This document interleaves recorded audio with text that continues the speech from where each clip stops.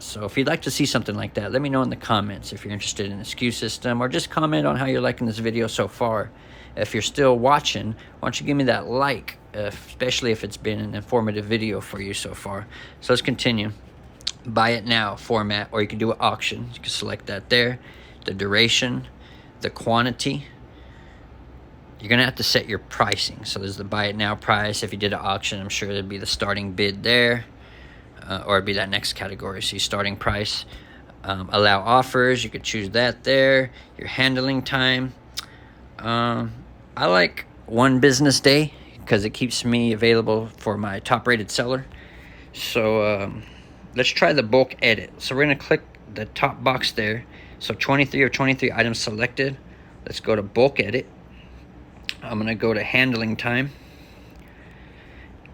23 eligible listings, so all the cards are selected here. And I'm gonna change it to 1 business day because I do 1-day shipping on all my items. Good to know. Lolo deals 1-day shipping. So we're gonna apply that there. So it should change everything to 1 day. Handling time uploaded in 23 listings. Sweet. Once that clears, you can see 1 business day all the way down.